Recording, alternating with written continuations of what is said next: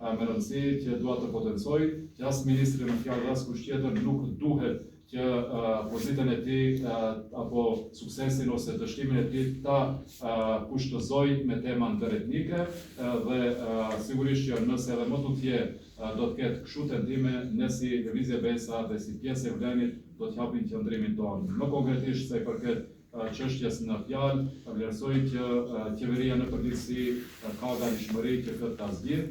Ministri besoj që ka kompetencën e plotë që shumë shpejt ta zgjidhë këtë çështje, por po shifet që nuk ka vullnet, prandaj si pjesë e qeverisë këtë do ta zgjidhim me të. Zoti Kasami, Sedat Rushani thotë se ju dhe Adnan Azizi keni bërë presion për të bërë korrupsion. Çfarë mendoni për këtë? Nuk do të kisha dashur të komentoj, por fatkeqësisht unë me Sedat Rushanin nuk jam takuar dhe nuk kam komunikuar një periudhë të gjatë dhe nuk e di se në cilën formë kam marrë presion. Si do dilni para shqiptarëve pas gjithë këtij ofendimi që vazhdon në qeveri? Nuk e kuptoj. Që na nënçmoj. Si të lexoj mirë këtë.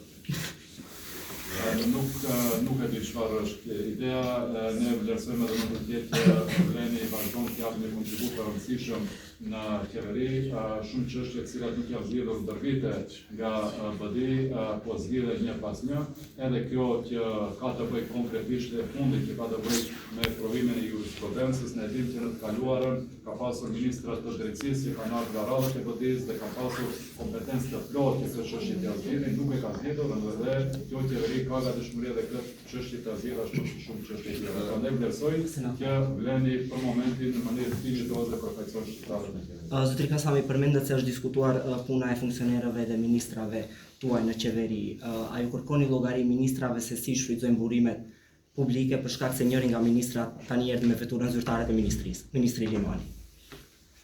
Po patjetër që ne kemi diskutuar dhe është si qëndrim edhe i partisë edhe i Vlenit që resurset qeveritare publike të mos keqpërdoren për aktivitete partijake. Dim që edhe në kuadër qeverisë ka një ministër që merret me këtë çështje, edhe tani me kërkesën tuaj apo me informimin tuaj, njëjta çështje nga ne do të ngrihet si problematike edhe në qeveri.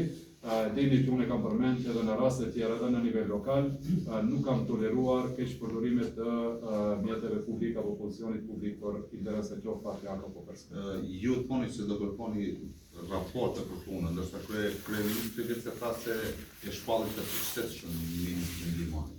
Çfarë nëse ju konstatoni se edhe një herë bëhet fjalë për qeveri politike, dhe derisa bëhet fjalë për qeveri politike, pjesëmarrëse në qeveri janë partitë politike, derisa ne do të jemi pjesë e asaj qeverie, do të kemi të drejtën e plotë të propozojmë ministrat tanë në qeveri.